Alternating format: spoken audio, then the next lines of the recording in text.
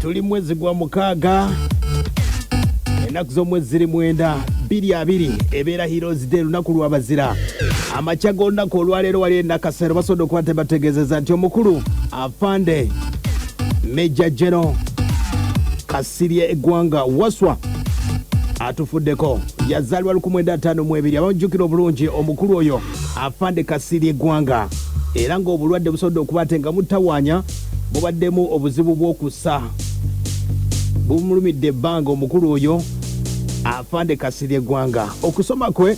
ebimu ku bitono by'oyinza okuba ate ng'omanyako yasomerako Katalaka Primary School nasomerako okusomera bayita Kibuli SS wasobola okuba ate nga Maria Senior 4 nasobola okuba ate nga yayingira amagye mu 1972 omukulu Major Gen.Kasirye eggwanga era yasobola okuba ate nga akuguka mu majja mpola mpola weyamala okuba ate nga akuguka yasobola okuba ate nga atwalibwa saidi z'omwalu weeyo yasobola okuba ate nga atandika okukola emirimu egy'okuba ate nga asoma maapu omukulu oyo gwe bayita Kasirye eggwanga 1977 yasobola okuba ate nga akulira ddala ekyo nasobola okuba ate nga kitambuza yasobola okuba ate nga akuguka mu mundu ennene era basobola okuba ate bamukuza nasobola okuba ate nga afuuka staff sergeant mwaggwa 1978 yasobola okuba ate nga y'omu ku basajja abajjukira ebiseera ebyo mwaggwa 1978 amagye g'e Tanzania nga galumbye Uganda gasobola okuba ate gawamba Kampala y'omu ku bajaasi basobola okuba ate nga bawamba era yasobola okuba ate nga yeewaayo mu mikono gy'abasajja abatanzania abo era basobola okuba tebamutwala ne bamusibira ettanga e Tanzania obudde obwo ng'amagye gajjeko omukulu gwe bayita Idi Amin Dada mu mwaka gwa 1980 nga mukaaga mwezi ogw'omukaaga eyali president obudde obwo gwe bayita Godfrey Lukongwa yasobola okuba ate nga atandika enteeseganya ne gavumenti y'e Tanzania basobola okuba ate nga batta ku basajja abo abaali ab'amagye be baali batutte obudde obwo basobola okuba ate nga bakomezewawo e Uganda oba basibibwe nga bali Uganda ekintu ekyasobola okuba ate nga kikolera ddala era ne basobola okuba ate nga yasobola okuba ate nga ayitamu President Lukongwa Binayisa n'asobola okuba ate nga abakulu abo yasobola okuba ate nga abakomyawo bwe babakomyawo omwali Kasirye eggwanga bakomezebwawo ne batwalibwa ne basibibwa mu kkomera eryali saidi z'embaale gye bayita Muluku wabula tebasobola kuba ate nga balwayo ne batwala mu kkomera lye bayita Kirinnya eryali saidi z'ejjinja eryo babatambutongole nga mu 7 Oktoba 1981 omukulu Kasirye eggwanga ne basobola okuba ate nga bava mu kkomera obudde obwo nga wayise emyezi 3 gyokka kigambwa nti omukulu gwe bayita Kasirye eggwanga asobola okuba ate nga yeegata abajjukira ekibinja gye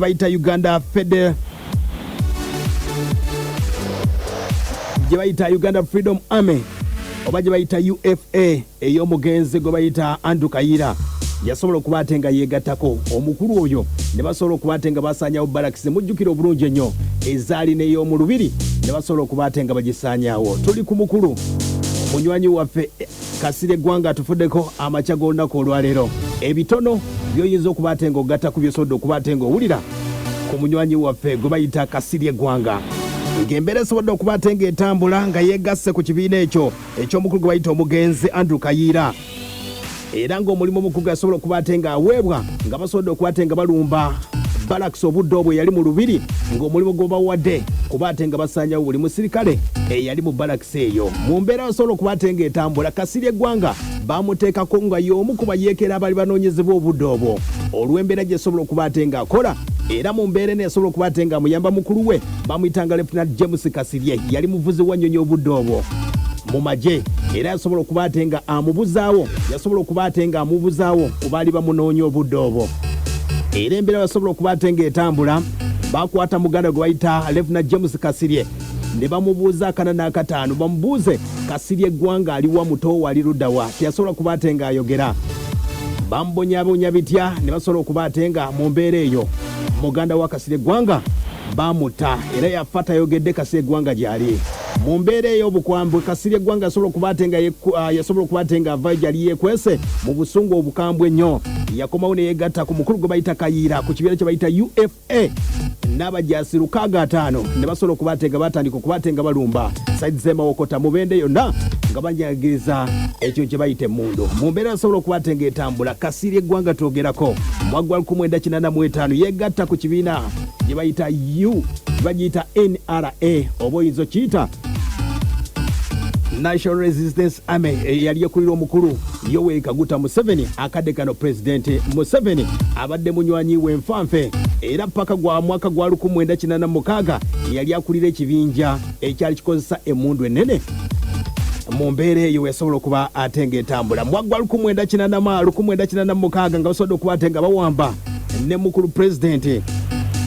asobodde okuba ate nga abeerako bifo ebyenjawulo nga ssentebe Mwemubende yakulirako sitowa za UPDF era yawummulamu amagye.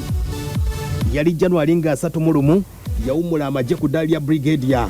nga wayise emyezi ng'esatu yasobola okuba ate nga asaba omuduumizi w'amagye asobola okuba ate nga addizibwamu magye era basobola okuba ate nga bamuzzaamu magye ne bamuwa contract ya myaka 5. Omukulu oyo gwe bayita Kasirye Ggwanga mwaka gwa 2018 yasobola okuba ate nga akuzibwa paka ku ddaala erya Major General. Omukulu oyo era wasobola okuba ate nga awummulira omukulu gwe bayita Kasirye Ggwanga abadde mulimi nakinku nnyo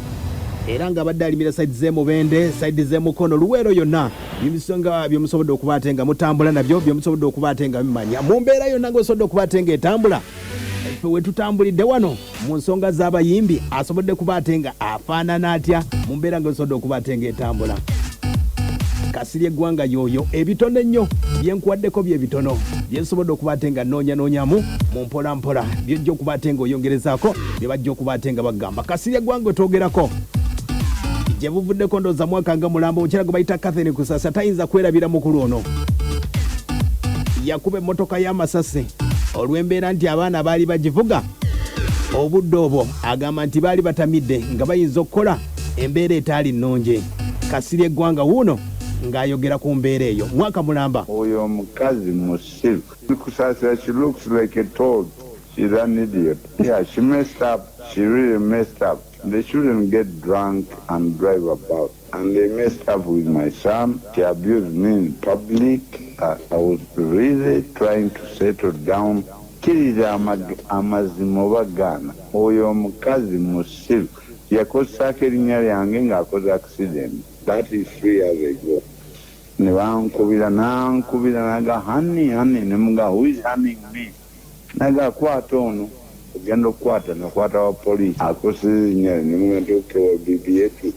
bakole mistake mumuleka agende. That woman is so stupid. Yesterday yanzanyiddeko. All I had to do kuwumpira gwe muluka nga batamidde mugende ku scene ababaddewo nagenzeewo just fed my boys and yembeera bwe yatambula obudde omwaka mulamba wetogera omugenzi Kasirye Ggwanga bingi nnyo byazise ng'ayogera katwogere yayogerako ne ku mukulu Bebekulu ng'agamba Bebekulu tamutegeera wadde sooka ojjukire ku bino. Sigamba nze sina kibiina siri wa NRA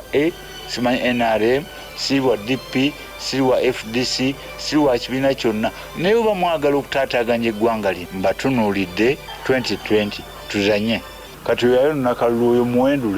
muwendule yasazizzaamu dda obululu bwa NRM bumeka nkuba kigere noonya kaadi ya NRM oyo omuyimbi ajja adigida avugeza emmotoka olw'enze ngene noonya akalulu kangene nkola ebyange Bebekulu oyo simumanyi yaani yayimba ne physically simulaba nkuba okumukwata mu ngalo Chameleone mumanyi ganji mukwano gwange naye Bebekulu what is so special about him kikyayinza okuyamba NRA kutubulira ghetto. You are stupid. Why did you grow up in the ghetto? Wadduka waka you end up what? Hey bonna abaana aba earning up mu ghetto bazadde baabwe tebabalabye oba ngamba ndi wakulira mu ghetto ekyo nakyo kikuwa akalulu kubanga wakulira mu ghetto buli muntu akulira mu ghetto naye akulira mu ghetto birani mukwano gwange olabe bwasirise omanyi bwaseka kati nga bwe tudde wano aseka alaba Katemba agenda ki yazaala Bebekulu yamukuza bubi. Iyo omukulu oyo Major General Kasirye Ggwanga na bino yabyogerako ng'agamba nti Bebekulu wabenjaga ye muwaga bayina ensinga. Oba nywaki toyinza kungeza ku Bebekulu. Those are idiots. Kati golo okuba nti oyimbye ku mizindaalo ng'ogera nja kukubira mu distance nja kuyunga wano akabundu kange bireyo era oyo baba bamutadde ku kunoonya akaluka NRM ezo zero anti akati kyovula wakati bagenda girimu baby cool muwidi gyanywevawa tugikoze research myaka emeka kati ayingiddewo yamanye ennungi kati adduka ajja mu NRM aleete wiidi ye eyo gyonywa gwe simanya ndi baby cool nga yanjawulo afadhali Bob Wine mutya Bob Wine is genuine ye muntu gw'otuula naye nze bwe yawangula yajja ewange ne beera agenda mu campaign Bob Wine yajja n'aŋŋamba waayi tutambudde tutya yembeera bwetambula era mukulu Bobi Wine abadde munywanyi we na bino yabyogera era n'aba NRM nabagamba ne mbagamba nti temutwala president mu bintu ebyo Bob Wine agenda baku era n'abakuba najja ne mugamba nti akati ky'oba osooka okukola genda mu constituency eyo abavubuka abo bonna abaakuwagidde balina ebizibu bakolemu ebibiina kikye baagala ab'enkoko waliwo abantu abakola ebintu kati nga bano abagaba ssente yembeera bwetambudde Gen.Kasirye Ggwanga na bino yabigamba Bobi Wine n'amutegeeza nti bw'aba ayagala kwesimbawo wuliriza obubaka bwe yamusibirira 226 oli ne Bob Wine ate temwinawo nja muyita ne 221 agende mu bibyete esimalanayo yembeera wesobodde okuba ate ng'etambula ye Gen.Kasirye Ggwanga agenda ku mitimbagano gyammwe egy'okugundi Kasirye Ggwanga ne wanaakola atya tujja kumukimamu mu nnyumba ne mga jangu ja kuba obugulu oyige ndowooza n'afuna message afande ogawulidde maki nti Kaweesi bamusse lwaki tubamukubye amasasi n'agamba ne mugamba nti abo ezo njawulo